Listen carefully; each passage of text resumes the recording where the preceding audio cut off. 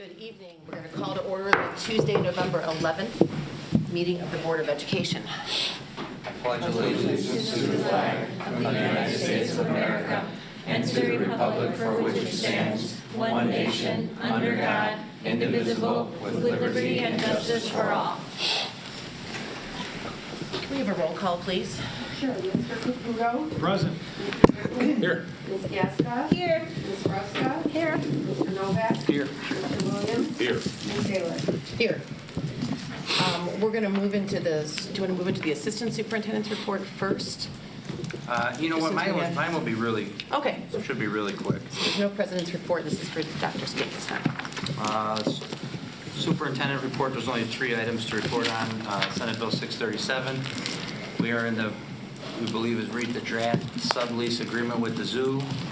The board will review that tonight in closed session under the following exemption: the purchase, lease, or real property for the use of the public body, including meetings held for the purpose of discussing whether a particular parcel should be acquired. Updated immigration information. The following up on our last board meeting, I met with the students who spoke at the meeting on October 28th. They provided feedback and assistance in updating the letter and resources that were sent out to the RB families on October 30th. Dr. Freitas will add in his report that he also did a follow-up meeting with those students and is working with them on a flyer that's going out in the school building. November 15th is school board members, the official school board members day. So on behalf of the staff, students, and the communities of District 208, I want to extend our gratitude to the District 208 Board of Education for their dedicated service to our students and staff. Your commitment to supporting student success, empowering educators, and ensuring a safe and positive learning environment is truly appreciated. Superintendent Advisory Councils. Finance Advisory Council. A meeting took place on November 3rd to review the bond presentation the board will receive tonight. We also discussed the first read of the levy, enrollment projections, and the purchase service contract tool. Personnel Advisory Council also met on November 6th to review current class sizes, enrollment projections, and FY27 staffing projections. And that concludes the superintendent's report for this evening. Thank you, Dr. Skinkis. Quick question. You said Dr. Freitas would provide an update on the immigration information? In his principal's report. So any questions I could just ask? Correct. Okay, perfect. Thank you. Dr. Smetana? Good evening. I'd like to begin my reports tonight by asking Elizabeth Hennessy from Raymond James to come up for her presentation. So as Dr. Skinkis said, the district's in negotiations with Brookfield Zoo to renovate the property north of the high school. These campus improvements will address accessibility, parking, safety, and extracurricular facilities. Ms. Hennessy is here tonight to outline funding options for issuing a tax-exempt working cash bonds for capital projects only, so that we can fund this project while continuing to provide a property tax decrease in our debt service for community members over the next several years. So at this point, I'll turn it over to Ms. Hennessy, and the presentation begins on Board Book page 35. Thank you. Thank you. Can you hear me? Mm-hmm. Okay, so the district is entering into a sublease with Brookfield Zoo to renovate the property north of the high school. And those campus improvements address accessibility, parking, safety, and extracurricular facilities. The cost of the renovation requires debt financing between $3.5 and $4.5 million, and the district's outstanding debt service is dropping in future years due to the expiration of the referendum bonds in levy year 27.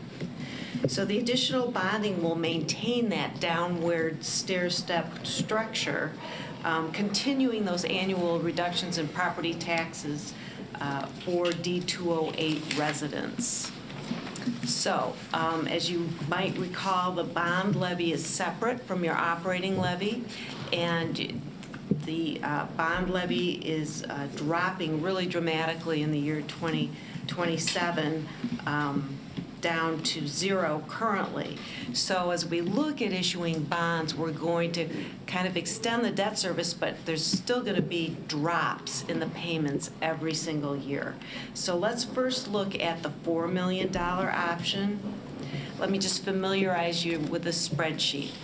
So we start with a levy year on the left side. We're currently in tax year 24, and you all heard the good news or read it in the paper that property taxes, the tax bills are supposed to go out November 15th and then collected in December 15th. So that's a 24 levy, highlighted in light blue. So that levy is already on the books, and that levy for debt, if you follow that blue line across under the column fourth from the right, total proposed debt service is $5.4 million. That's a tax rate of about 49 cents. That is 4.5 cents less than you paid in 23. So taxpayers getting that bill will receive a drop for this bill here in 24 that's going to come out and be due December 15th of around $51. So if we add in this $4 million, we start with some payments in 25 levy year. 24 levy year is over, and that means you still have a drop of almost 3.6 cents in 25 levy year on the debt. So it continues to go down. That's $40 for the owner of a $400,000 home. The next year, we've got another 3.6 drop, and that's $40 again. And then in the following year, there's a bigger drop. That's 20 cents, which is equivalent to $232 for the $400,000 home. Next year, it drops 9 cents, and then 12 cents, and then that's it. Bonds are gone. So this $4 million can be easily added to your debt structure for non-referendum bonds and paid off over 4 years, continuing with the reduction in tax rate on the debt piece of your levy. Any questions on this first option? We're looking at $4 million of tax-exempt bonds. At today's interest rates, that'd be about 3.33%, the interest rate. And just to clarify, you've got a 3.5, a 4, and a 4.5 in this deck. You know, for some reason, I printed out, and it's probably my bad print. You guys have the 3.5. No, she was able to tab to the 4. I just want to make sure that anyone watching from home knows that we're talking about the 4. There also is a 3.5. Okay. 4 is in the middle. Yep. I think, wait, maybe it's my bad printing. Okay. I'm going to be so together and have this printed out. So I apologize. I apologize. Well, we could reference off the 4. So the reason we use, the minimum I think we're going to need will be 4, and because I know there was a question a few weeks ago, like where are we kind of coming off with these numbers? So we were able to find the 2019 proposal when we first started working through this project, and at that time the engineer had given a projection of about 4.1 breakdown, 4.1 million. Now that was a little bit larger parking, but also that's 2019 prices. So I do think the minimum would be 4. Kristen and I asked Elizabeth to print up the 4.5 because I believe 4.5 stair step also gets us to the same place in regards to the property tax decreases on the debt payments for taxpayers, so there's no increase. Actually, it still decreases, and it comes out to be about the same amount that Kristen, what I'm trying to get to is the reductions in the debt structure. One happens sooner than the other, but at the end of the day, it still becomes the same. The taxpayers save the same amount of money, whether we do 3.5, 4 million, or 4.5. So in both cases, they go through 28. Right. Correct? Correct. I think that's a helpful slide. I don't know, were you going to speak to that one that shows the step down? Yes. I want to go to the graph. I think the graph shows very well. So this is the $4 million step down, and you can see the blue bars are the referendum bonds. And those cannot be extended unless you go back to the voters for a referendum. They're going to go get repaid. So that is really causing the biggest drop. And then the bars under the blue line, that's your debt service extension base. That's part of the tax cap. It allows you to issue debt as long as the payments don't exceed that blue line, which is about $2.2 million. So you can see The red bars are the 4 million payback at this time, and they just make the total bars go down a little less fast than they otherwise would, really extending out another 2 years from the referendum debt in all of these 3 options. So it's just a matter of how big you want each step to be, but you get to the same place, and I think we totaled it up, Kristen, and what was it, $452 or something like that? You're going to have that savings. It's just a matter of how quickly you step down. So if we look at the 4.5 million, there we go. You see, we still have the same steps. They're just in a little different cadence. So again, I think maybe it's helpful to look at the graph. You can see the last red bar doesn't go down quite as far in 2028 as it does in the 4 million, but then in 29 you're at 0, and the total decrease is the same as in all the options. So I think all these options are affordable. It's just a matter of what you really need for the project. So can you or Dr. Skinkis speak to what year would we be potentially required to issue life safety bonds again? We'll probably be looking to do life safety bonds right around the time these bonds, or shortly after. I think there's one of the board goals that you're looking at approving tonight for the district is creating a facility assessment plan for the next 5 to 10 years. And so a lot of our life safety work, which would be the roofs that were done in the 2009 referendum, some air handling units that were done in the 2009 referendum, right around 2029, the roofs come off of warranty, and we're already starting to experience, as the board's aware of all the different repairs we've done, some issues with the HVAC. So what the ideal with that would be, well, we're going to meet with Nicholas and our architect, Chris and I were discussing this today, is to set up like a 10-year plan. And so 29 to 30 would be when we start to do some life safety work, when those roofs come off of warranty, and to repair some of the HVAC units, if we can make it out that far. The idea would be you wouldn't want to try to do a new roof and then replace the HVAC unit. You'd rather try to say, hey, we'll do this section of roof and the 20-year-old HVAC unit that's on that roof at the same time. Well, and we also have solar panels too, right, that we want to... That's on our new section, so that's already That's- done and has nothing, okay. right. Okay. So that's done, paid for, those are going in this upcoming summer. Okay.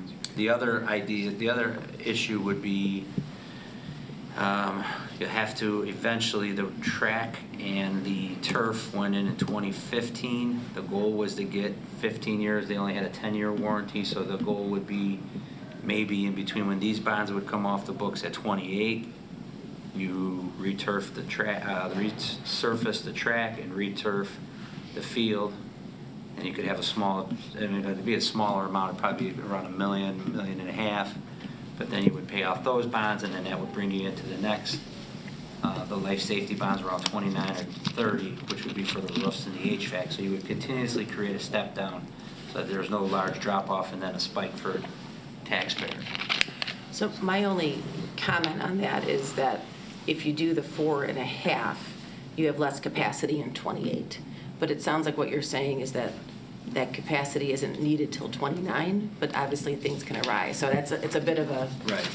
there's a, Remaining capacity would be $1,024,000 under 4.5, or under 4 million is $1,024,000, and under 4.5, the remaining capacity is 457. right. So I just wanted to point that out, if that's it does have some limiting issues in our out years, but I also understand that we need to get a better dollar amount, and we don't want to be without funds for the capital improvement project. The other thing to keep in mind as the board is making a decision is that if the board chose the $4.5 million option and the project came in under budget, that money could be used towards other capital projects, as long as it's a capital project. And we have money put aside for some of the capital projects, right? So this would be kind of like in addition? No. What money do we have put aside? So I thought we had that 3.5 million that we were holding, The 3 million? yeah. The 3 million is part of the lease agreement and payment structure that you got for closed session, if you read that. Yeah. The 3 million, the initial 3 million that was been bonded back in 2017, 2016, 27. has already been paid off and collecting interest. That's going to be used to do the payments for the actual property. Okay. What we're discussing tonight is now what can be Done. used to do the work and upgrades. The upgrades to the property, okay. Right. And so we've benefited from interest, so would we also have that benefit again? Because I'm assuming we wouldn't spend it all right away, but we've benefited over the last few years getting some interest from the money that we've held for this lease. Yeah, I was able to kind of put together an estimate after we paid off those $3 million bonds. Certainly, we were gaining interest while we also had that money, when we issued them, but we were also making payments at the same time. So if you just look at from when those bonds were completely paid off, we earned about $450,000 in interest alone just on it sitting On just the 3 in our million working portion. cash. Correct. Now, the million, whether we do 4 or 4.5 million, the board has, in December, we'll have to make a decision. We'll have to do a hearing in December. The goal would be to use this within the next, again, this is all contingent on the Forest Preserve approving the final agreement. I want to just correct what Ms. Hennessy said. We're in the process, we have a TA to terms in the lease agreement that the board's going to review tonight. But the ultimate will be if the Forest Preserve Board approves that. If the Forest Preserve approves that, then I think the goal would be to try to spend this money rather quickly to get those projects moving, because there are some time requirements in the legislation and in our agreement. When would the Forest Preserve Board meet to determine? I believe the zoo was taking the draft agreement, like I'm reviewing with you in closed session. I think they were reviewing it in committee in either end of this month or December, with hopeful approval for January. And the 2019 numbers haven't been updated? They have not, because we don't have a final plan until we know. No, right, so when, will they be updated before we have to choose between 4 and 4.5? They probably will not. So that's a good Just lead question. curious. Can we For the get, Liz, can you 29 talk us through the chronology? I'm sorry. Yeah, go ahead. Talk us through, and I mean, the bond market tell us what it's doing. Is it wise to hurry up? Is it wise to hurry up and wait? Give us your thoughts on that. So the one thing that I think we want to capture is the 2025 tax levy. And if the bonds are issued after February 27th of 25, then the first bond payment goes on the 26th levy. So that requires Can I make us- sure? So the February of 25 or 26? 26. Of 26, okay. And then it would be on the 26 levy? Okay. No, yes, if we go beyond February 27th of 26. Okay. So, and the advantage of getting on the 25 levy is if we don't and have to wait till 26, bonds can't be paid till 27. And if that's the case, we have to capitalize interest, because when investors buy bonds, they want to start getting their interest payments. That's more expensive to the district. So that's one deadline that I think you should be cognizant of. The other thing is, the Fed lowered interest rates a quarter point a few weeks ago. They're going to meet again in December, and we're hopeful that they're going to do it again, although we're waiting for the data, which may be a little longer to wait, for the Fed to really make that decision. But short-term interest rates have been coming down, and so that's benefiting you on this issue because it's paid off quickly over the next 4 years. So, one approach you could do is, you have to authorize these bonds. And if we look at the financing schedule for a minute, we need to have a public hearing, And we're suggesting that would occur at your December 9th meeting. And then a notice of intent to issue the bonds needs to be published in the local newspaper, starting a petition period for 30 days after that.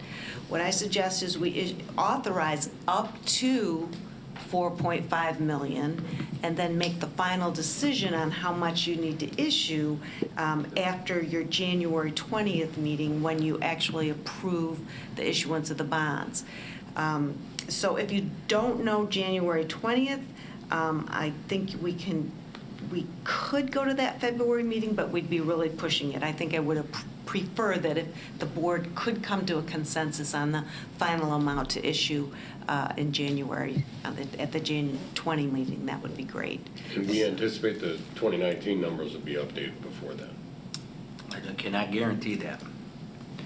So let me ask this question, and this may, the February 11th would be the latest date based on the schedule you have in the packet? You said that could be pushing it. We could push it towards, I mean, if we had to meet on the 24th, which is your regular meeting, we could push it that far, and then immediately file the paperwork after that. So, that would be the very outside date, is a February 24th Right. meeting. So a couple things. The 2019 numbers, this is a different design. Okay. All right, let's say like back in 2019, it was like 700 or 800 parking spaces. Now it's 400 parking spaces. The synthetic turf, probably the same, but I don't know where the prices of those numbers Have changed. with asphalt, everything, right, gravel. And the biggest thing is we don't know is what type of water reclamation, detention, water retention we'll have to do for the flood control and those types of things. So, 2 questions. I mean, the board can do a 4 if we're worried about having debt limit at 28, and I just tell the architect or the engineer and the construction manager we need to the design needs to be within this number. The other question I have for you is, this is contingent with, the Forest Reserve ultimately approving the final agreement, right? And so let's say it gets held up at the Forest Reserve level till February. What is the board's recourse if they bond out this money and somewhere down the line the Forest Reserve says, no, this doesn't work, you're back to the drawing board? You may use it for any capital project. It's Okay. not directly tied as To a any one working cash specific fund. project. So to they can use it for any one capital project. Any capital Or project. can they pay it back faster? Because these are short bonds paid off in 4 years, they're typically not callable to be prepaid. Okay. And investors require at least 8 to 10 years of call protection. So purchasers of municipal bonds don't want those bonds called away from them Okay. before that 8 years. So it's really not practical to refund them or pay them back. I don't anticipate that happening. Pay But them let's off. say the Forest Service says, in terms of this agreement, don't work. All right, it's too long, too short, too this, too that. And we have to go back to drawing board. We can have this money in our fund balance, our capital projects fund balance, accruing interest, and be used for that project, and whatever's not used can then be used for the future projects that we just talked about. So there's no penalty to holding it, to using that money, because it specifically has to go for capital projects. We It cannot could- be used for operating funds. We could do what we did with the money we're using for the lease. Correct. We could just hold on to it and keep working towards it. Correct. So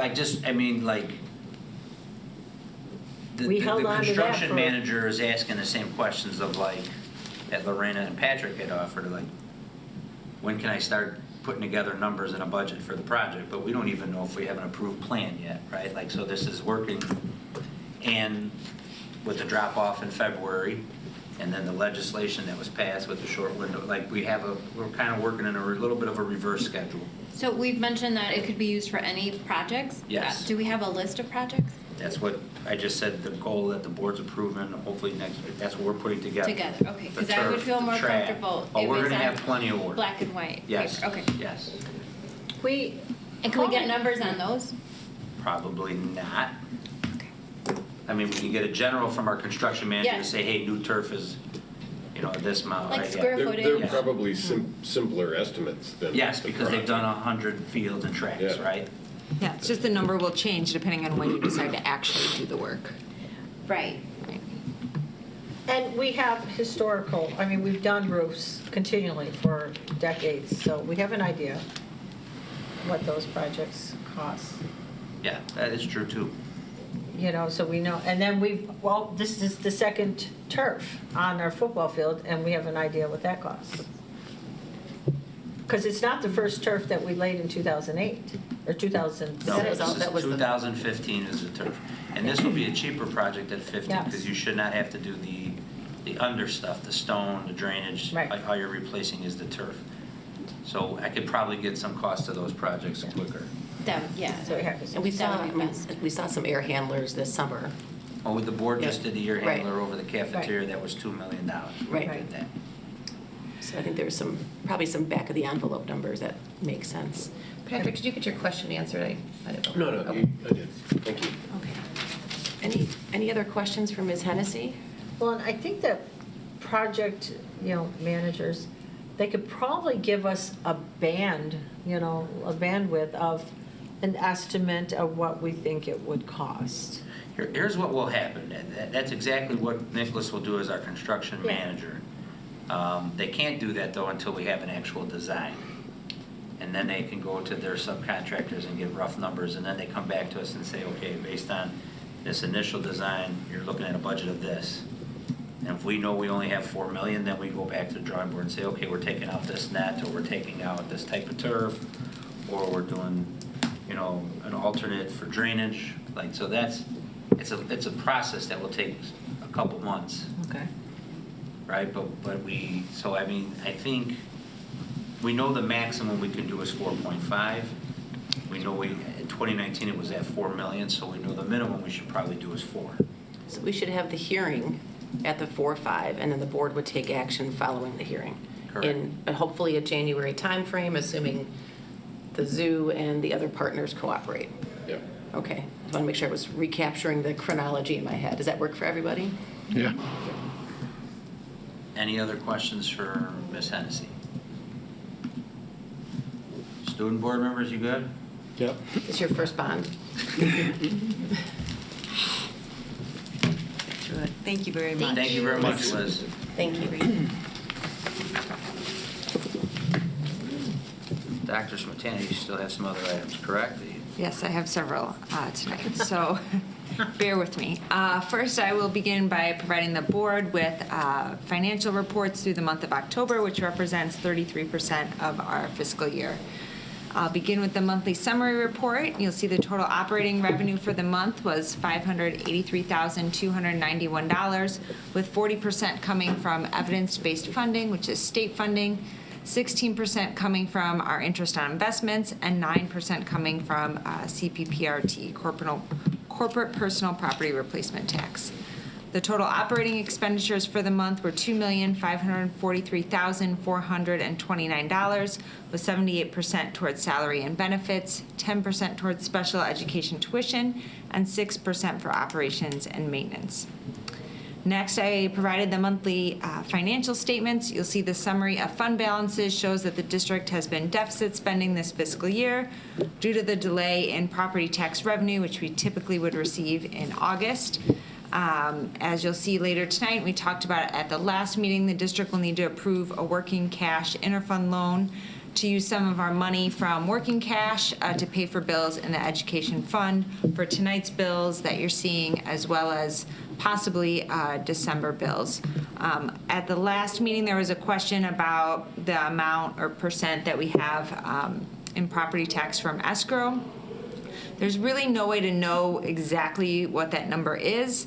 You can kind of look at based off of the timing of when property tax comes in. And so based off of the first collection this year, we had about 25% of our funds come in early, and then 65% came in like the week they were due, and then 10% trickled in after that. So, our best guess is anywhere from 25% to I wouldn't say it's as high as 65%. So definitely probably 25% plus a little bit. So we should see some money hopefully trickle in right around December 15th. The summary of revenue shows that the district has received 8.3% of our budgeted revenue for the year. Obviously, this amount's going to be lower than last fiscal year of roughly 37% due to the timing of property tax. The summary of expenditures shows that the district has spent 33.5% of our budgeted expenditures for the year, and this amount's a little higher than last fiscal year at this time, which was roughly almost 31%. And then, as always, I included for the board our statement of expenditure and revenues for board accounts, as well as a summary of activity for our activity accounts. And then tonight I have several additional reports for the board as well. The first is taking a look at enrollment and staffing projections for the 26-27 school year. So tonight really begins the process of staffing, which really starts when students begin selecting classes for next year, which happens in November all the way through January. Then tonight I talk about enrollment projections for next year, as well as staffing from a global perspective. Then in February, the building administration will begin staffing based upon those students' requests that we've collected over the last several months. Then in February and March, we'll non-renew any part-time temporary staff, RIF if needed. And in March, I'll have a presentation from the building administration about actual classes and where bad breaks happen and classes under 20 that we need board approval. And then in April we begin hiring. So that's kind of the cycle in which we do staffing, and this, like I said, kind of kicks it all off. So I'll start tonight by presenting a final staffing summary for this school year, along with current class averages, really department averages. So it's on board book, page 26. I believe, yes. You can see current class averages. So this year we're staffed at 110.4 FTE, and most departments have a class average below 25.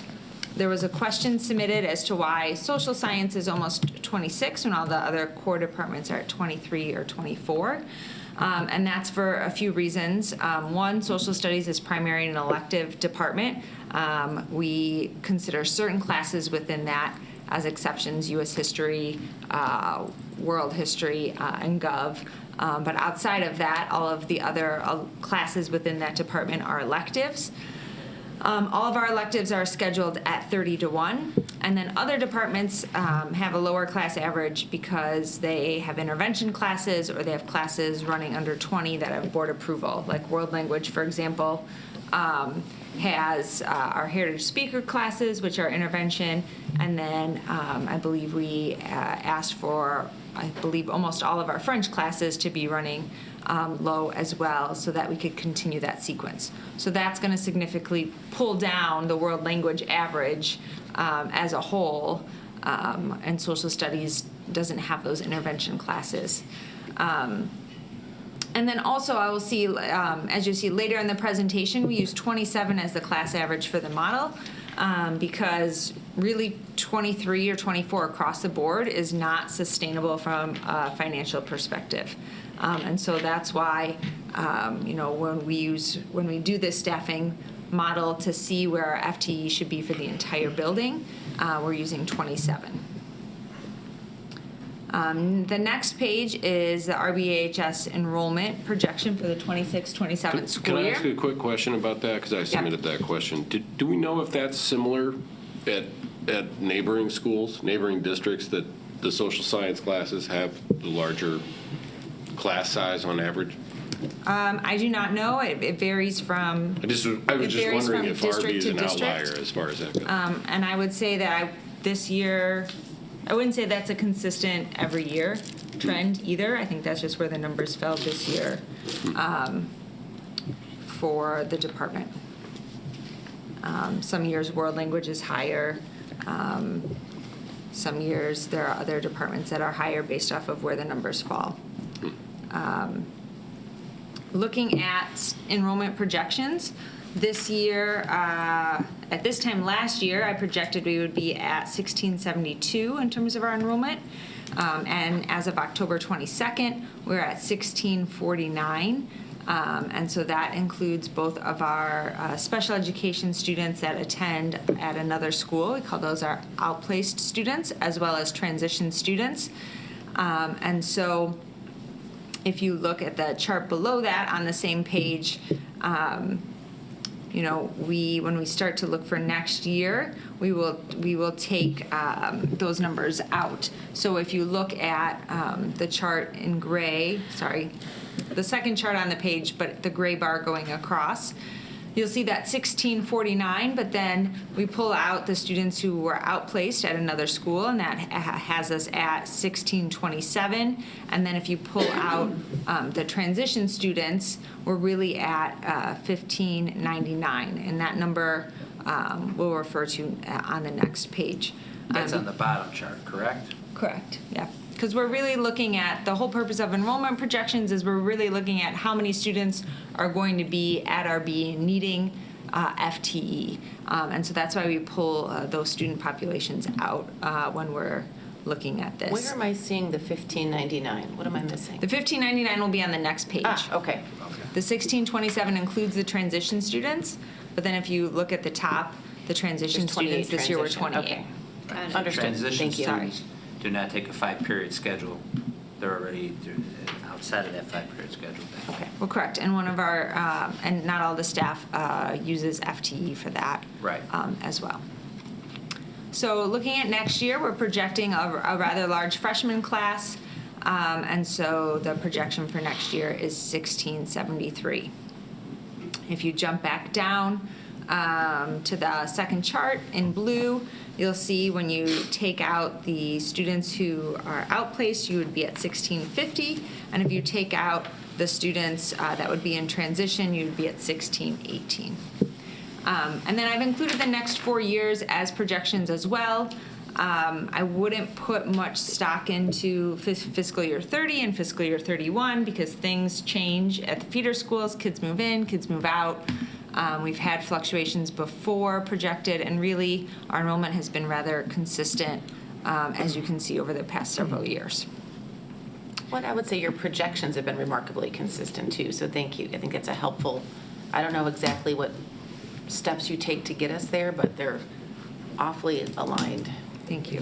We try to refine it just a little bit each year to get closer and closer. So if there are no questions on that page, the next page, there's a lot of information, so I will try to walk you through it. So if at any point in time you have questions, please stop me. So I'll start on the left in the yellow box. That box is what we call required FTE. So really this is just FTE that we have to run the high school that doesn't necessarily eat up FTE in terms of class averages. So counselors, social workers, division heads, librarians, those sorts of things, those all go into the required FTE bucket. So that's 29.2 this year. Then if you move into the center, the chart on the very top kind of walks through where this model says our FTE should be for this year. So the projection was 1672, or currently at 1649. If you take out the students who are outplaced, as well as our students in the transition program, you would be at 1599. And then we have 2 students that are dual degree program at Triton. So that's how you get to the 1597. And then we look at how many students are taking 7 classes, how many students are taking 6 classes, and how many students are taking 3 to 5 classes. And then we look at trying to maintain a class average of around 27. And we use 27 because we have some classes that are at 40, some classes that are scheduled at 30, and then 30 to 1, and then some of our core classes at 25 to 1. So Chris, the 3 to 5 bracket, who are they? Or like What is that bracket? A majority of them are 5. I would say it's very rare you have a 3 or a 4, but it could be a student who's here just and only needs credit recovery. Okay. Or it could be a student who's homeschooled and comes part-time. But those are pretty rare. You have to have 5 classes to be a full-time student at RB, and so most of those students are taking 5 classes. And so that determines the FTE by looking at how many students are currently taking 5 classes versus 6 versus 7. And then you add that into the required FTE, and the model is saying that we should be at 106.5 FTE this year. Now, this is a model, so it doesn't account for bad breaks. So bad breaks is if, right, you have 42 kids sign up for a class. You can't run one section of it. You can't run, and so you run 2 sections of it, but then those class sizes are a little smaller. So that's what we refer to when we talk about bad breaks. It also doesn't account for all the classes that the board approved that were under 20. So again, this is just a model. So that puts us at 106.5 FTE. Our current FTE for this year is 110.4. So according to the model, we're overstaffed by 3.9 FTE. Again, I think the model will always show that there's a little bit of overstaff due to the bad breaks and the classes that we ask the board to approve, but you try to have that gap be, as small as possible. So then using that same model for projecting where we need to be for next year, you can see we have the yellow chart all the way to the left. We're expecting the required FTE to be around 29.6, but we won't know what exactly those needs are until we go through student requests. And then looking at option A, again, we project 1673, but looking at students that are taking 7, 6, or 3 to 5 classes, that's around 1618. And then historically, about 60% of our students take 7 classes, 35% take 6 classes, and roughly 5% take 5 classes. And so that's how we come up with the student column. And then looking at what FTE we need, in addition to the required FTE, that would put us at 108.1 FTE. And so moving all the way over to the right, the recommendation for next year would be to try to stay around 110 FTE. That gives 109.5 FTE for staffing, and then another 0.5 FTE for transfers, staffing conflicts, other things that may arise. So the goal would be to try to stay around 110 is my recommendation for next year. So that was a lot of information. Questions before I move on to the next report? The A, the B, and the C. The reason behind this was based on, like in November when you're doing the levy and your enrollment projections, and in the spring you'll do the staffing, and if you, based on when we were developing your budget, if we ever had to do budget reductions, the reason we developed this chart, I developed this chart 14, 15 years ago, was so that the board can see, okay, if you want to have class sizes, if we needed to reduce the budget in order to reduce deficit spending, you can go up to 27.25, and that would bring your staffing to 107.4. If you wanted to raise class size to 27.5, you could reduce 3.7, right? Like, we haven't had to do that in several years because we've got all of our fiscal operations in order.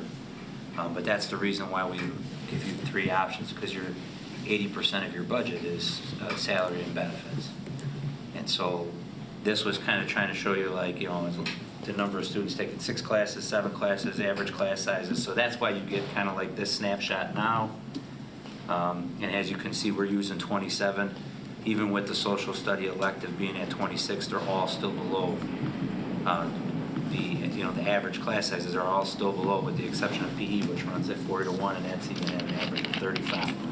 So that's kind of like the summary for you. Again, all this does is it just gives you an idea, like the takeaway for the board tonight. We should be staffed next year around 110. So, right, would be at a reduction of about a 0.4 to a 0.5. And so if we have good new teachers that we've hired and we want to keep them in the system, then the way you look at this is as we start to get retirees or resignation, you're not as quick to fill a full-time resignation or a full-time retiree. Make sense? What's the TBD under the 26, 27 table? The TBDs, the reason those boxes are in maroon is because we won't know how much of our special ed population comes in until we do our annual IEP reviews with our No. three feeder I'm on schools. the bottom left 26, 27 table. Right, so those sections are in maroon. You see how they're in maroon, and then to the right of them, they say TBD. Like, the TBDs are probably a little off. They should be by the maroon box. Okay, that's what, because some are in yellow The and top some two, are in. sorry, the top two And are I'm going to off. call it lilac, but that's fine. The top two are off, because, right, we won't know how much academic support we need till we see how much. No, and that makes more sense. I just couldn't figure out why they were Yeah. TBD when they were different. My apologies. No, yes. that's okay. I would just, it's a little thing. It's a very small font. The required FTE, just so the board's aware, is that's more or less like, these are the things the school needs, like you're gonna always have your division heads, you're gonna have your counselors, you're gonna have your intervention teachers, you're gonna have your librarian, right? So those aren't student dependent necessarily. Only the few that have the TBD by them.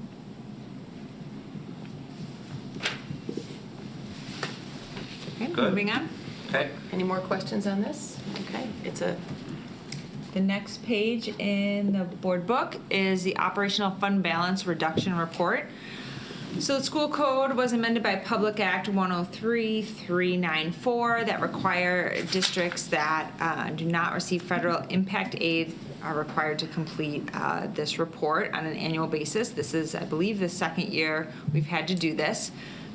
So districts are required to complete this report, which looks at the annual average expenditures of its operating funds for the previous 3 fiscal years. So that's looking at our ed fund, our operations and maintenance fund, and our transportation fund.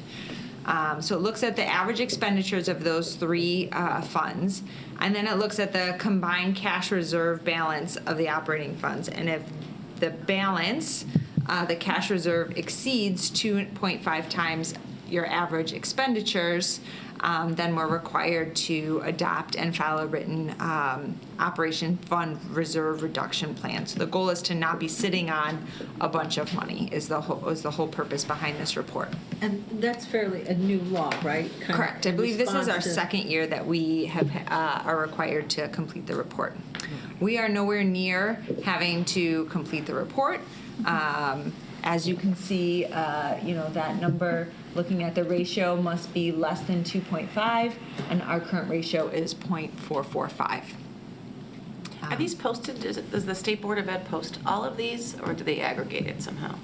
I don't know the answer to that. I can dig around ISB's website to find out. It is not something that goes on our school report card. Right, it's not a school report card item. It just seems like a standalone, you can find this from our budget. Correct. I guess you can't do Yes. the ratio. The ratio is not You laid could, out the yes, same you way. could compute your own ratio, but yes. Okay. The information is there, it just hasn't been in this format until now. Just be curious what they're doing with it. I mentioned it might be there because there's been some boards that have been found to be sitting on a lot of money, and so this is a way the state can say, we're doing something about it. Yes, and then they have to file a reduction plan and follow it. But whether or not the state aggregates all that information and puts it on their website, I'm not sure. So I can dig around ISB's website. No worries, thank you. The next piece of information in my report tonight is contract tool. This is a tool that I use in the business office to keep track of the expiring contracts. So there are 4 contracts that are expiring this year. Canteen, which is our vending contract. You'll hear about that later tonight. Constellation, our natural gas contract. Evans Marshall MPs, our auditor. And then First Student, which is our buses. So again, you'll hear about Canteen later tonight. Constellation I'll talk about in a bit. Evans, Marshall, and Pease, our auditor, will go out to the market for that and receive 3 quotes later this spring. You'll also hear from our auditor in December. I did receive the audit yesterday morning, so I will provide that to Dr. Skinga so you could pass it along to the board so you can all have some time to look at it and ask any questions in advance of the December meeting. And then first student are buses. There's not a lot of bus competition, but we will be going out for bid this spring for buses as well. So the Kristen, general, Ms. on Ruska has your a tool, question. on your contract tool, because in our board policy, we have a policy that how often we need to like go out for bid or how often we can just kind of keep the same contract. Do we have that information on your tool here? well, I don't believe that there's a board policy as to how often we need to go. We have procedures, but I don't think there's a board policy as to how often we go out. So the general process is we typically will do, if we're satisfied and with the vendor, we'll typically do 1 to 2 renewals, which will come to the board depending on the way the contract is written, before going back out to either receive bids or quotes depending on the product and the requirement. So on the contract tool, it says whether or not it's required to go out to bid or if it's just required to receive quotes. That's on the column furthest to the right. Correct. Bid or quote. Do we have in here the last time we went out for bid on each of these? Or no? No, you have the expiration date and you have the length of the contract, so you would have to, the information's there, but you would have to do the math. So how would I know if we renewed something 5 times? And that's ridiculous, I know, but would it come up here? It depends on the contract and how it was written, so I can't answer that globally. But like, for example, with Canteen, tonight, I always put in the action sheet when we last went out to bid or when we last got quotes. So anytime I bring a contract to the board for renewal, I provide that information in the background. So this is just the global tool of how I keep track of contracts that are expiring for the district. Because technically, this is our active contract. It doesn't matter that it was a prior solicitation necessarily. This is the active one, the canteen, for instance. Right? Yeah, I So the think board it's- authorized it based on the judgment at that time, so that becomes the active contract. Yeah, I think this is a very nice tool to keep track of, you know, because I think as a practice, it's wise when it makes sense to be, going out for bid to see if there's something new and not get in the habit of just accepting the past. So this seems to be a very nice tool where you can keep that information up front and handy. Well, I think to Ms. Matana's point, the Dr. Matana's point, when we get the write-up, it does say that if you're looking for the full history. And I think, I hear what you're saying. I think with the pandemic, obviously, there's been some supply chain issues and a lot of procurement challenges that I think we're seeing reflected in some of these contracts that might be renewals or extensions. But I hear your point. Chris, I think, the practice though has always been after 1 or 2 extensions, we make sure we go out to bid. It's not something we Correct. want to continue to roll over. Correct. And it depends on current conditions, it depends on what the contract is. There's no hard and fast rule as to whether or not you do it every time or if you wait for one renewal, like for example, buses, right? Like we're going out to bid this spring because the bus market has calmed down a little bit, but also, we're due to go out to the market. We didn't go out earlier because post-COVID, we would have been paying, double if we went out to bid because there's a bus driver shortage, right? And it was awful. I mean, already our prices have gone up for busing, but it was not a good time to go out to market and try to get additional quotes because they would have come in higher than what we were already paying. So you really have to be able to evaluate on a case-by-case basis. So, and just to clarify, we do not have a board policy that requires the solicitation, but you are bound to the state, some aspect of the school code that dictates what needs to be, or how you would procure something. Correct. Well, and there is a board policy in regards to bidding and procurement, but not in terms of the Not in terms of frequency. Okay. That's what I thought. I just want to confirm. Thanks. Yeah, we do have something that, so that we just don't keep rolling something over. Okay, so in addition to canteen, which I'll talk about later tonight as a separate agenda item, I did want to highlight Constellation Natural Gas is up in, I believe, the spring. And I would like to use the advisory services of Becky Thompson at Nania Energy for natural gas to proactively go to the market before the winter season so that hopefully we can save some money for the district. There is no contract with using Nania. It's really just an agreement that I would sign that it would allow them to go out to market for us within the year. Then they would go out to the market, they would bring pricing back to me, I would present it to the board, and then ultimately the board could decide to go with one of those companies or none of them at all. And so I have been very satisfied with Becky at Nania. They've done a great job of, forecasting for us and watching the market, telling us when to go out to the market. And they also did a great job with billing concerns when we had issues with NICOR and the gas meter. They were the ones that were able to help us get NICOR to finally come on campus and to evaluate the gas meter. And so there's a lot of added benefit with partnering with them. The way the structure works, and the board has seen this before, but it's been a few years.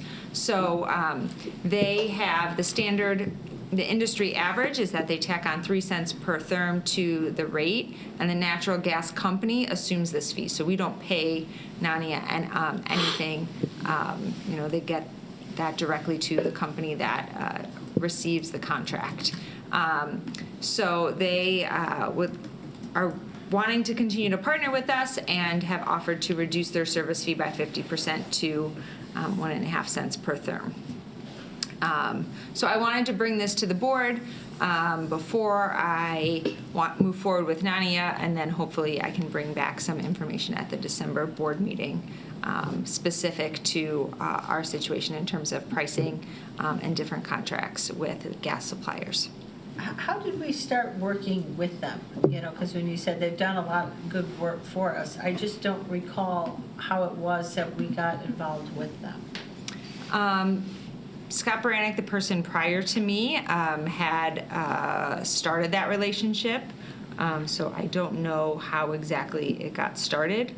I just know that I assumed it when I took this role in 2019. The reason it's in your memory as a frequent is they've helped us with our gas in the past. They were also referred to us to serve as a consultant on possibly doing a solar project. And they were the initial group that was helping with the solar project, and then we didn't like the way they were conducting their bids and their quote process, and so we went to a different vendor. And so I think that's why they've reduced their service fee, because they want to continue to do our business on the gas side, which they've done a very good job for us for. So that's probably why you're remembering the name. Right, and Because there was a lot of talk from them, and they did a presentation for the board a few confused, years right? ago. Right, because we didn't go with them with the solar panel. Correct. Correct. But, so that means we've had a relationship with them prior to the solar panel project then? Yeah, I believe it started in Okay. 2018. Okay. So is solar panel and solar energy something new that they kind of started adding to their portfolio? Yes, and it was a different division than Okay. what Becky does. Was a different person. Okay. Yes, solar's relatively new to a lot of people in Right. terms of school districts taking on solar. And then the last thing that I have in my report tonight is liability insurance. For the district is set to expire in December 1st. The cost for the district's liability insurance will increase about 6%. And this is a budgeted expense, and the board will see this bill, I believe, at the December meeting. So I just wanted to call it to your attention. And that concludes my report tonight. Any more questions or comments? That was a lot of content. Okay. Anything from our student advisors? Got it all? You're good? Principals report, Dr. Freitas. Good evening, honorable board members. I know the information has already been shared, regarding our Illinois report card, but first and foremost, I'm proud of our growth. We have positive momentum moving forward. We improved from 91.98 to 92.04. We're moving in the right direction. Unfortunately, every year the report card gets calibrated and the target kind of gets moved, and it's still, developing as we speak. But again, I'm proud of all the teachers, all the administrators that came together to continue our positive growth, and we earned a commendable rating. Within the report, I did receive a question regarding what areas of improvement have been identified and action steps. So, we did very well when it came to freshmen on track, but we didn't get all of our points. But we improved from 96.8 to 97.2. But some things that we're going to continue doing, because again, we've been growing year after year. Our counselors will continue, working with small teams, group of professional that monitors, discipline, attendance, and grade, and create action steps to make sure students are able to come to school and pass their classes. Our student services department will continue to work with the dean's office to closely monitor student attendance and concerns, and possibly consider candidates for a tapestry program. And then our school counselors, again, will continue to review freshman failures at the end of the quarter and WET interventions. Again, FOT is on track. We're growing every year, but those are some steps that we have been doing and will continue doing. The next area of improvement is chronic absenteeism. One thing that we started this year that is new is using Parent Square for communicating attendance. Students have it, parents have it, and from my student affairs office, it's been very successful. Now parents instantly know when the kid is not here, and then of course if they're struggling in any classes and areas, the deans will continue working with our MTSS coordinator to create attendance incentives. We'll continue meeting monthly, and then additional support for students, and definitely check our unverified, absences. You gotta track attendance correctly. That's where our deans, meet with students during lunch, not only to acknowledge them, but, hey, where were you? Follow up with your parent, let's get confirmation. So all those details matter, taking accurate attendance, following up with the students that aren't here, communicating. So those are some of the things that we're doing, new, that will continue to lessen chronic absenteeism. And then the last goal identified is EL proficiency as measured at the Access test. Every year, EL students, take the Access examination around February. It's an exam that involves reading, writing, speaking, and listening. So I'm currently working with the EL coordinator, our SPEC director, my assistant principal of curriculum and instruction to maximize curricular opportunities, which is one of the board goals. And some of the things that we're exploring, continuous staff PD, and we're exploring and doing, embedded practices, and then FTE considerations. How else can we support, students throughout the day? But those are the three areas identified for growth according to the report card. And I believe that I answered the question for the board member. Feel free to, continue asking me questions. I always welcome them. December 16th to the 19th. I have a question. Oh, I'm sorry. Go ahead. Freshmen on track. Gotcha. You know I was going to ask. Of course. Because every time you guys give us an update on Freshmen on Track, Yeah. it's always a really good report. Gotcha. I'm curious, how did that land as a goal if we always get really good updates on Freshmen on Track? Like, what else, what was missing? You know what? What's missing is getting another kid or two back on track. It's tough because, like I said, we maximize almost our points out of the 8.5% that we got, like 7.6, 7.7. So again, getting more kids, back on track, recovering credits of some sort.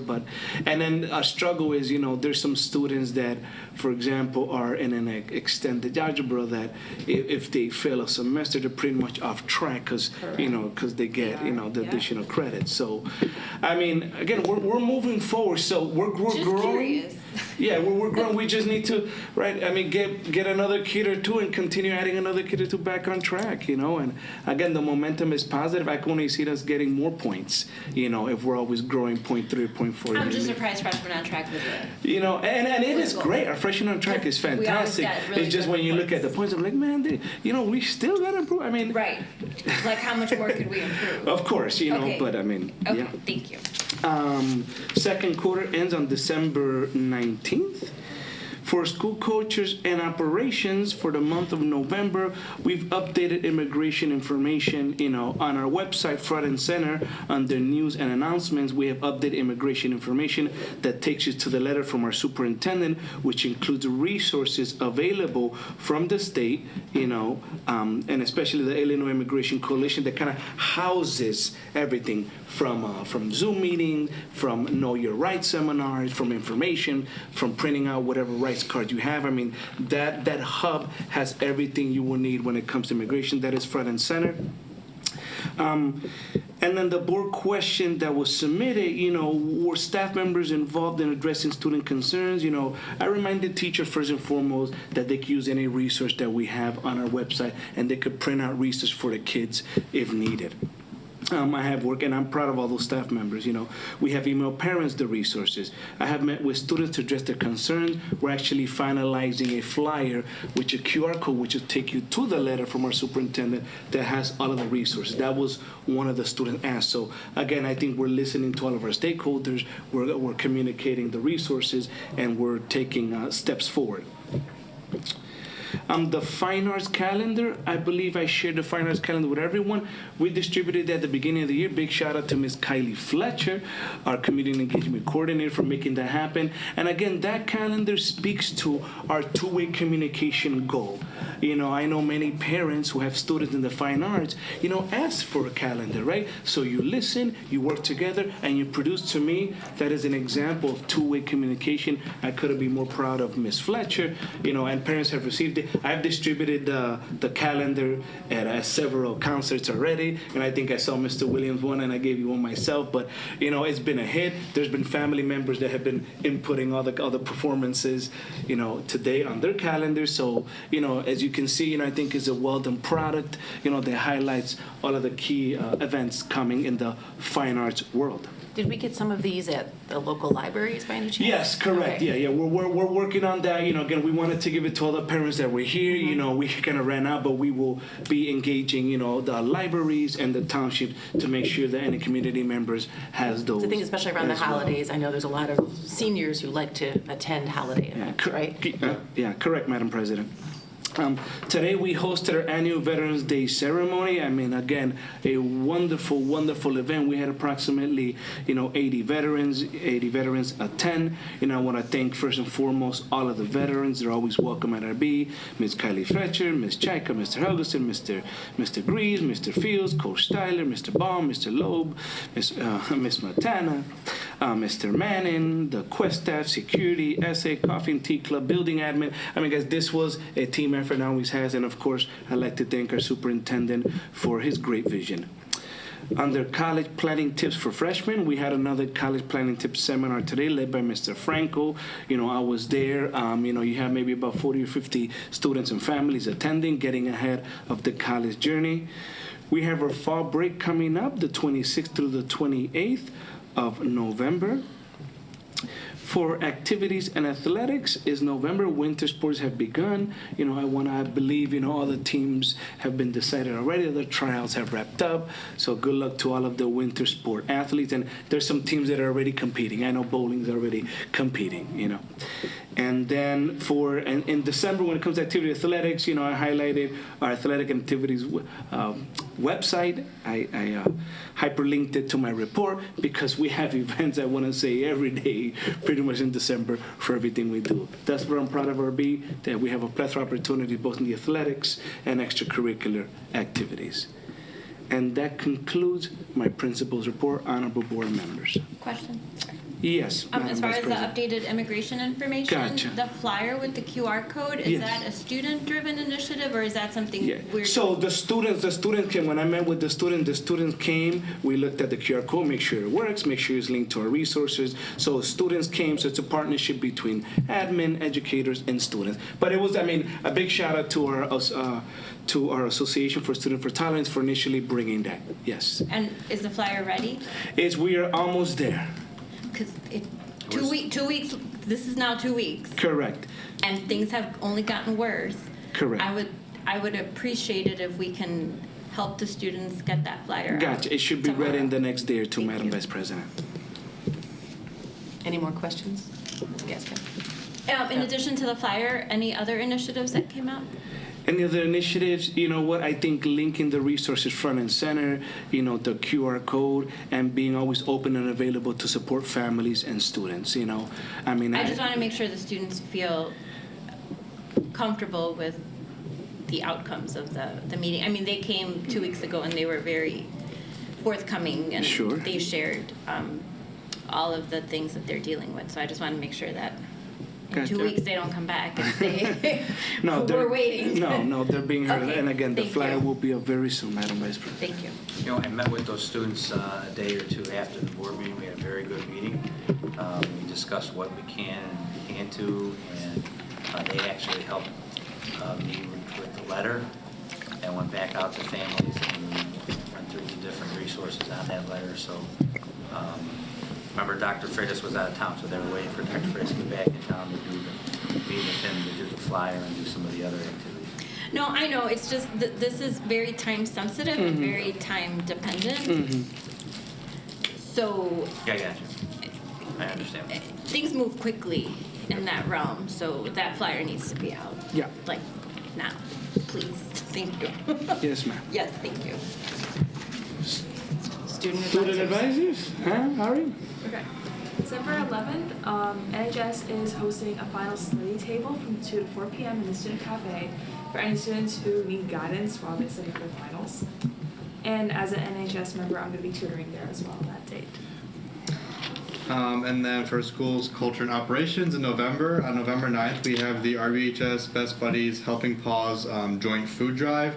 This will be from 12 to 2 p.m. The drop-off location is the main entrance at Door A. This initiative will help increase food stock at the Share Food, Share Love food pantry. They've been experiencing a little bit of difficulty with everything going on in the political world. So this will help them increase what they can give out to our community members. RBE works very closely with the pantry to provide volunteer opportunities to students, specifically through Helping Paws, and help give back to others in our community. From the 11th through 14th, we have holiday cards for veterans in the cafeteria during lunches. These cards will be distributed to veterans at the Fisher House at Hines VA Hospital to provide them with comfort and joy during the holiday season and make sure they're feeling the support that they deserve. And then from the 13th through the 16th, we have the fall play, The Great Gatsby. This is from 7 p.m. from the 13th to the 15th and 2 p.m. on the 16th in the auditorium. Ticket prices have changed a little bit. It is $15 for adults, $10 for students and seniors and non-RB students, and $5 for RB students with their ID. We've been working tirelessly on this play to make sure it is as polished as it can be, especially since it's a very well-known story and we want to make sure it lives up to people's expectations. So we hope you all can come see it before we leave the Roaring 20s and head to Harvard Law for Legally Blonde in the spring. I saw it on Monday. It was great. You were great in it. Thank you.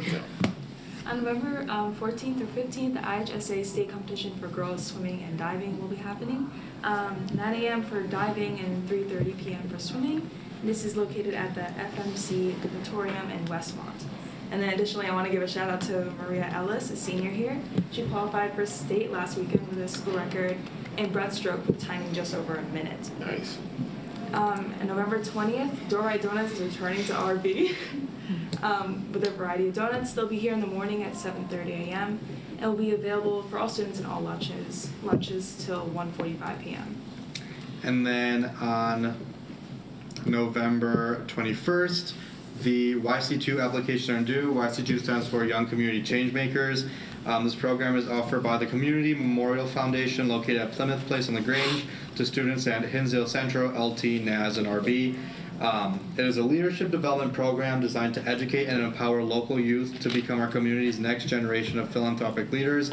I participated in this program last year and it was really amazing. I met a lot of new people and was able to learn about the nonprofit sector. And in the end, we were in 2 cohorts, $15,000 each, and we awarded $15,000 to 2 local nonprofits. So it was a really great opportunity. December 1st, there's a college night for juniors and parents. This is from 6 to 7 p.m. and it's in the Little Theater.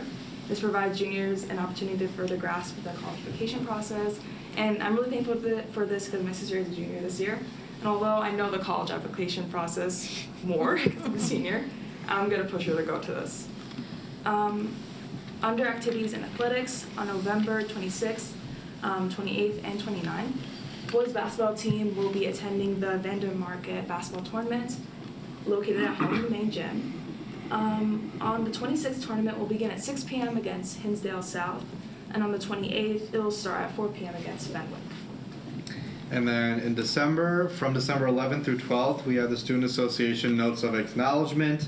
They'll have a table to allow students to acknowledge staff members throughout the school and give thanks to anyone who's been a positive influence on them.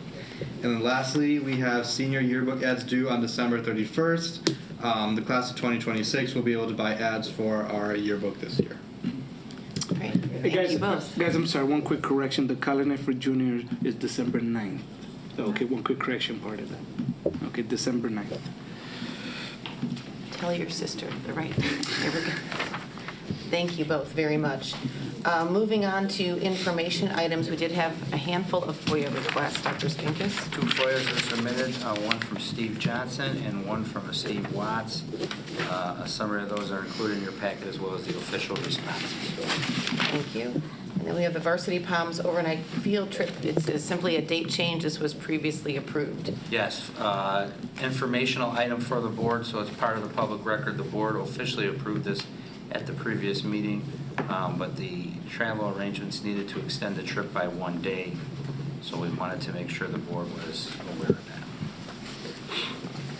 that. And that's not a school-sponsored, right? I mean- Well, it's a school trip, but it's the nationals, Right. so the students are paying for it. It's not like a field trip where every student has to go. Right. Similar to like when the choir goes to New York or one of their trips. So with them missing the 2 days of school, is there any kind of expectation that they have to be in good standing before they leave? Oh, I mean, that's always. You have to be in good standing to be part of any activity or any sport. You know, the coaches communicate the academic responsibilities. Their teachers let them know that we support you on your trip, but you have to make sure, you know, you do all of the required assignments. That is part of the culture of activities in athletics. I think it's in the student manual. Correct. I remember seeing that one clearly, I think.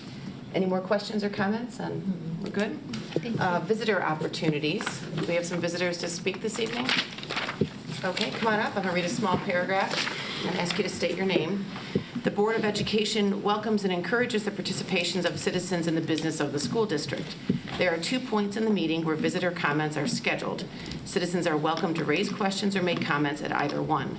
Comments will be limited to 3 minutes per individual and cannot be combined. Please note, the Board of Education will not answer questions or engage in dialogue during visitor comments. If a person would like additional time to address the board, such a request should be submitted in writing 48 hours before the meeting to the superintendent. Okay. Chelsea Tikalik, I live in Riverside. I would like to ask the board, and then you'll have to let me know how you respond to this, if you can't respond now, or where the answer would come from, via email or... has the board discussed modifying, changing the current sexual misconduct policy and or adding an advisory board? And I know you can't answer that, right? You're smiling, that's a no. So yeah, if you I can apologize. email I know me. it's awkward. You can email me. Do you have my email? I can give it to you.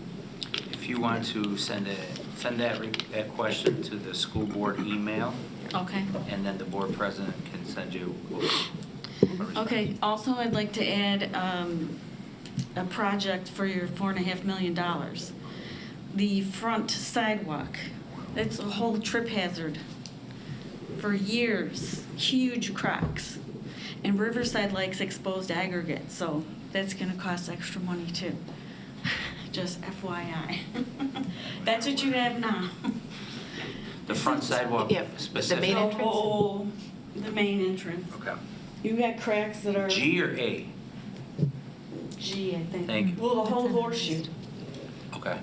That's on our list, That's right? on our, yeah, to It do is this on year. yours? Okay. And exposed aggregates here. Thank you. Thank you. Is anyone else here for comment? That's it. No, okay. Thank you. Moving on to the consent agenda, Ms. Gaska? The Board of Education, Township High School District 208, Cook County, Illinois, takes the following action on the listed consent agenda items. Approves minutes from the meetings held on October 14, 2025, open and closed sessions. Minutes from the meetings held on October 28, 2025, open and closed sessions, as presented in the November 11, 2025 Board Agenda Packet. Can we have a second, please? Second? Second for Mr. Durkin. All in favor? Aye. Any objections? That carries. Under old business, we move on to, under life safety, the Novotny Engineering Agreement. Is Dr. Skinkis, are you going to speak to this? Yes. So with Novotny agreement, we've had a draft now on the agenda now for, I believe, the previous two meetings. This has finally been through attorney review and negotiated with Novotny. As a background, remember, Novotny Engineering previously partnered with the district and the local municipalities, the zoo and the Forest Reserve, to design the First Avenue bike path. Given their familiarity with these projects, the district, I still had the timer running, I'm sorry for the 3 minutes. Given the familiarity with the district and the entities that involve the Forest Reserve and the zoo, we started to work with Novotny back in 2017-18 to design concepts, and they were creating the proposals and tree studies for some of the projects that have failed to get approval from the Forest Reserve or the zoo. So with the recent passage of the SB 637, that's why we're bringing them back in. So I'm answering a question. There was some concern on why we chose Novotny, but that's the history. So they've been actually working on this for us since probably 2017. Do they also do work with the zoo? They do work with a lot of the local municipalities that we are in our, but they did work with the zoo, us, the Forest Reserve, to do the bike path. Okay. So the zoo is friendly with them, or like Correct. the zoo kind of trusts them, I would say, or whatever. What year was the bike path? 16, 17, 15. It was a 3-year project too that we did with all the local municipalities and did cost sharing. Yeah, I remember. And Cook County. And Cook County, right. They started asking for it though in 1962. Which is So- kind of I use it all the time, so. The not to exceed is 175. The terms of the agreement are listed out. The hourly rates, I think this answers a lot of the questions that had come up in the past with the board. So I am recommending approval tonight. Again, let's just say worst case scenario, something falls through with the project. They have been preparing all the different exhibits and doing some of the topography and tree impact studies that have gone to put together the examples that are going now in the tentative lease agreement. So there would be some fees that we'd have to pay in the event the project didn't go forward, but we're not on the hook for any set amount. It would just be based on the hourly wage schedule that they provided in the contract. And you indicated council had reviewed, correct? Yes. They finished their review. So any questions? I think there are any additional, well, we had one question, but I think, is everyone okay moving forward? Yes. Okay, thank you. The Board of Education, Township High School District 208, Cook County, Illinois, approves the agreement for engineering services with Frank Novotny and Associates as presented in the November 11, 2025 Board Agenda Packet. Do we have a second? Second. Second for Mr. Durkin, and we do need a roll call. Okay, Mr. Durkin? Yes. Ms. Gaska? Yes. Ms. Ruska? Yes. Mr. Novak? Yes. Mr. Williams? Yes. Ms. Salas? Yes. Mr. Caputo? Yes. Thank you. And then Dr. Smetana, I believe the interfund loan. Yes, so the district, as you've heard before tonight, the district expects to receive the second installment of the 2024 real estate taxes December 15th. However, in order to pay the bills tonight, we need to approve the interfund loan from working cash to the ed fund not to exceed $5 million. The township treasurer will only transfer what they need to pay the bills, and then as soon as we receive the property tax, it immediately gets paid back. So I'd ask for approval tonight for the interfund loan. I didn't see any questions submitted on this. I think it's pretty It needs to happen. performant. Yeah, it needs to happen. Well, we talked about it last time, too. Okay. All right. The Board of Education Township High School District 208, Cook County, Illinois, approves the resolution in substantially the form presented to the board to loan monies from the working cash fund to the education fund as presented in the November 11, 2025 board agenda packet. A second. A second from Mr. Novak, and we need a roll call. Ms. Gasko? Yes. Ms. Ruska? Yes. Mr. Novak? Yes. Mr. Williams? Yes. Ms. Salas? Yes. Mr. Caputo? Yes. Mr. Durkin? Yes. Moving on to new business payment of bills. Any questions on this? I didn't see any submitted on this one. Go ahead. The Board of Education Township High School District 208, Cook County, Illinois, approves the payment of bills as presented and discussed in the November 11, 2025 board agenda packet. Can we get a second? Second. Second from Mr. Durkin, and a roll call. Ms. Ruska? Yes. Mr. Novak? Yes. Mr. Williams? I'm going to abstain because my wife accompanied the choir, and so she was part of one of those bills, so I won't vote on that one. Ms. Salas? Yes. Mr. Caputo? Yes. Mr. Durkin? Yes. Ms. Gasko? Yes. 2026-27 school calendar first read. I think this is just for information purposes. Information purposes only. I still need to meet, I have breakfast meeting scheduled with the feeders here at the, I believe, early December. So before we actually approve the calendar, but we've already brought it to the union as well as the operations committee. And so they've had a chance to review it. We're still tweaking one or two things, but this is, I usually let the board see this at least once or twice before we do the final approval. It's good to try to get it out by no later than January so families have enough time to plan their next school year. Mostly their travel arrangements on winter break or spring break. So any questions should be submitted, but we'll assume we're going to move forward as soon as you've talked to your colleagues. Esports activity account. Formality, new club, needs an activity account so they can do fundraising, and if we could get approval on that tonight, that would be helpful. Ms. Gaska? The Board of Education Township High School District 208, Cook County, Illinois, hereby approves the activity account for esports as presented in the November 11, 2025 board agenda packet. So moved. We need a second. Second. Second from Mr. Williams, and this is a roll call, I believe.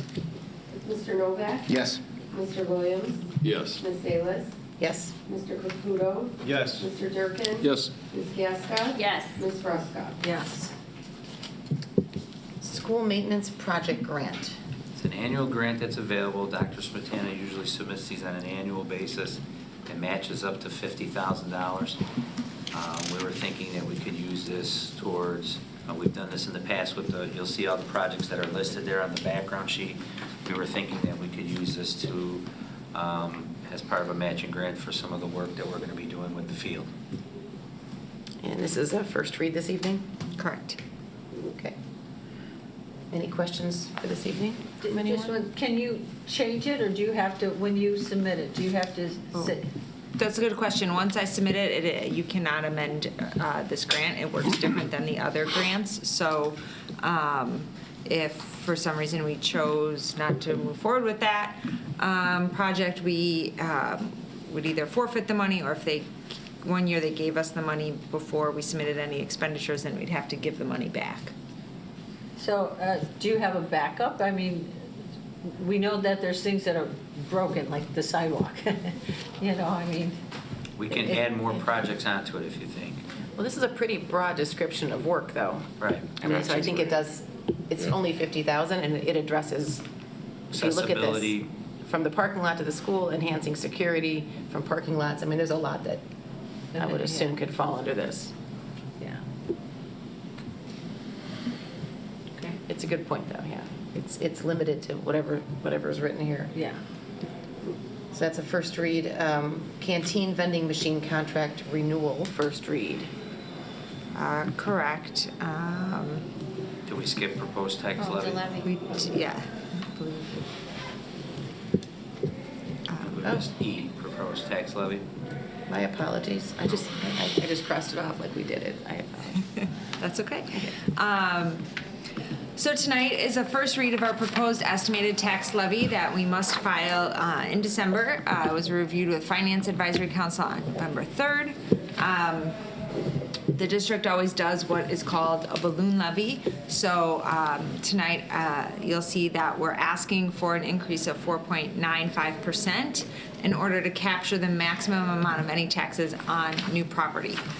The district is tax capped by the Consumer Price Index for levy year 2025, which is 2.9%. So what happens is we propose and submit to Cook County 4.95%, but they automatically will bring it back down to 2.9%. The reason we do the extra 4.95% is so that we can capture that full amount, the 4.9%, only on new property tax.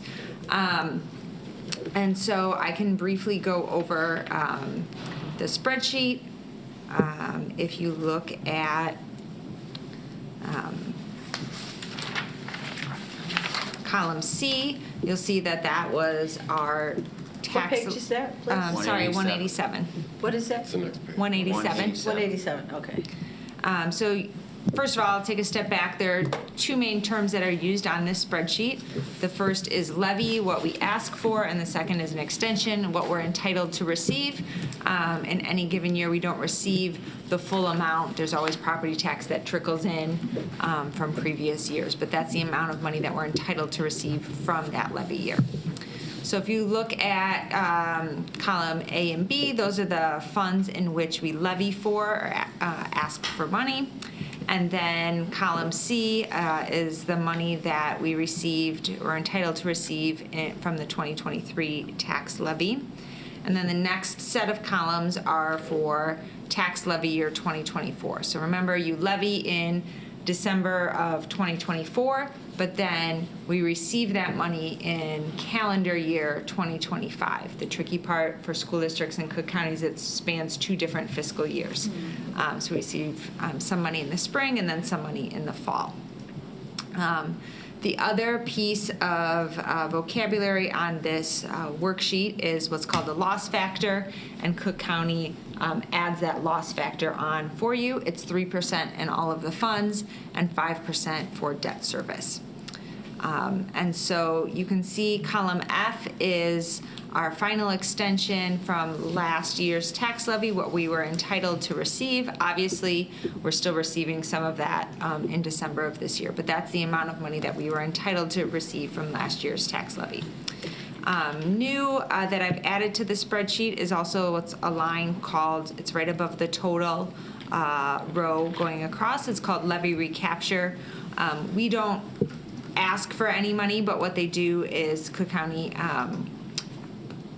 you recapture some of the money that you haven't collected in previous tax years. And so they determine that amount for us, and so they will determine that amount for us in the upcoming levy, and we find out about it after the fact. But I wanted to include it so you could see what we've gotten the past 2 levy years. Do you have to ask for it, or do they? No, it's automatic, and you don't find out until after the fact. They calculate it for you. You don't know what it is in advance because it's based off of how much you need to reclaim from previous tax extensions that you haven't received as a district. So I don't know what that number is going to be for this year, for this upcoming year.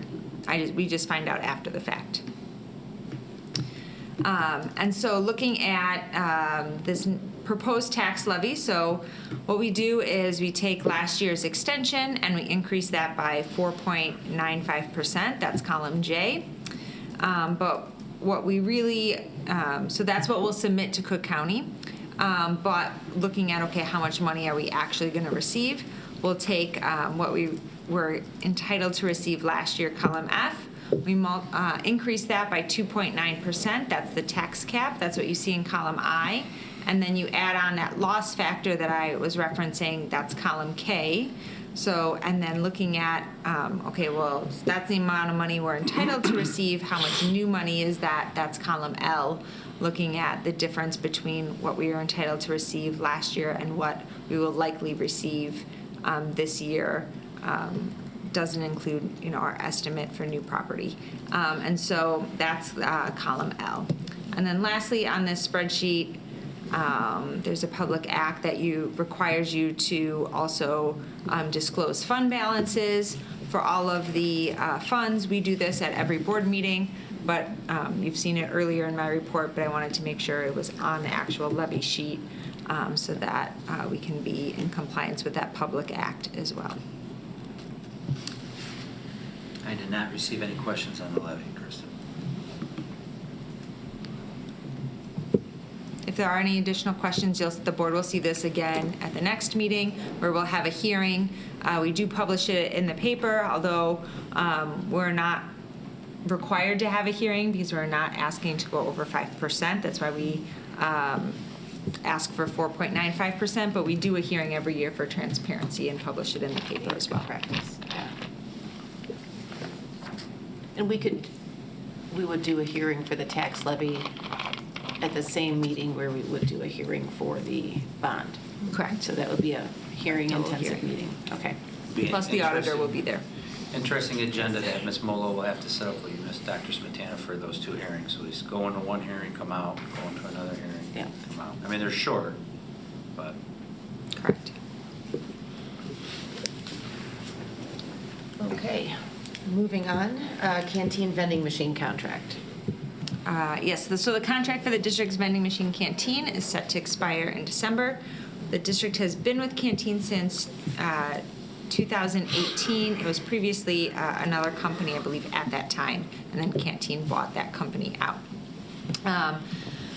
When I tried to secure multiple quotes in 2020, only one other company responded, and that company had significantly lower commission and higher prices. The industry standard commission is 10%, and Canteen, when they bought out that previous company, honored our standing commission with that company, which was 30%. And so you can see in this contract, they're going to continue to honor that 30% as well. We have been satisfied with Canteen. They've been very responsive. Anytime we want to change any of the products in the vending machines, we had a student group look at that. I believe 2 years ago, the Wellness Committee looked at that. And so they've been very responsive and good to work with. And so this is a revenue generator for the district. It depends on the year, ranges from $10,000 to $15,000 a year. Our vending machines are closed during the school day, so this is all revenue that we receive outside of the school day. Primarily, a large portion it is from after school and from rentals. The district's legal counsel is currently reviewing the contract because this is a new contract with the company. So how many times, will this be our second renewal with them? Correct. Okay.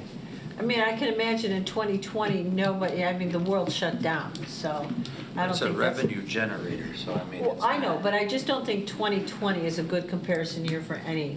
I believe we did that before COVID hit. I could be 2018. wrong, but. This is the first year we did with them. So, I mean, it's a good revenue generator, but I think probably the third time might be a good opportunity to look around. Yeah, I agree. There are also not, I will say, I certainly will do that the next time this comes up, but I will say there are not a lot of vending machine companies. I've reached out to other high schools as well, and the only one that I've been able to find that schools have been working with is Canteen. But there are a few others, and I will reach out to them the next time around the contract comes up. I mean, it's not a bad thing to have something for a period of time because they continually are the best. But that way you have evidence that they're continually the best. So that's a first read. Yep. How many vending machines are there? There are 5, and then we also have one additional one that the union oversees, and they generate scholarships, but that's It goes independent of directly to this. the union. That's not ours. Is that one also with Just the canteen? ones by the pool. That's all we have. And they have a gate over them during the school day, but they're not allowed to use them during Gotcha. the cafeteria time. Correct. So it's a minimal. Right.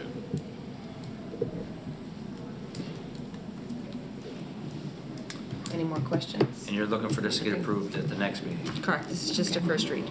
Okay. So possibly put that on the consent agenda. Or maybe, because it's financial, we'd have to vote. Next meeting. Yeah. Tax exempt working cash bond for capital projects. So I put this on there as a Yeah. placeholder. It's the presentation again, but this way it's at least under new business, and then we could do, when the board does a hearing, we'll move it to old business, and it will stay on their old business for January, when the board makes Okay. their decision. I figure it's best to just get it on there as a placeholder for now. Yeah, that makes sense. Visitor statements, we don't have anyone remaining here. Board of Education discussion items. Does anyone have an additional discussion item for this evening? Not seeing any. Well, I guess we do have the district goals. I was looking at the attachment. New contacts or something, obviously. The revised district goals are in here. I did not receive, so now these have been on for at Mhm. least 2, if not 3 meetings. I did not receive any questions or changes. So my recommendation to the board is if you're ready to adopt these, we should adopt these in December so that the administrative team can start working on putting together some action steps and writing some SMART goals for next school year already. Because, right, our goal was to have action items under each of these at separate board meetings next year, correct? Correct. Okay. And there was no feedback on these goals, on the new first draft? I mean, I replied, I thought they were done well. No changes, no Okay. concerns, changes, comments. Okay. So we'll leave them here and we can formally adopt them at the next? Yes, Tammy That will works move for these everyone? to new business for Mhm. next meeting. Works for me. The IASB 2025 Resolutions Committee Report. This has been on the agenda now for a couple of meetings. I think Laura, you discussed it previously. Does anyone have any objections to going ahead with the IASB recommendations, or do we want to discuss them and deviate? Objections. Because Laura Ms. Ruska will be our representative, and so we get to raise it's really only the by rule change in the one resolution, so. Just the one resolution, right, it's to help smaller districts. You know, the one resolution, they're not opposed to having the 3-point seatbelts, and so they're just asking that the state create some kind of fund so that they can get a grant to get the money to put the seatbelts in. So I think it's a thoughtful resolution. So I don't see any objections from anyone. I think some years they've had multiple. This is just the one and the other changes. So thank you in advance for doing that at the conference next week. We don't do a formal vote on that. And then any items for future meetings from any of the Board of Education, suggestions, recommendations? Not at this time. Matters for closed session, we have appointment, employment, compensation, discipline, performance, or dismissal of specific employees of the public body, student discipline, individual student matters, purchase, sale, or lease of real property, including the draft sublease agreement, probable imminent or pending litigation, collective negotiations, and school safety.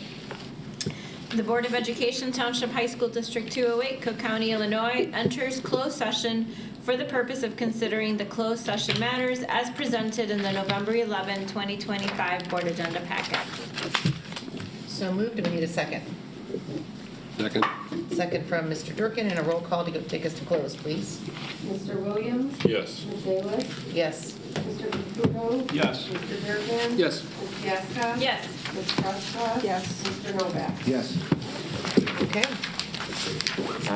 8:44. Do we want to?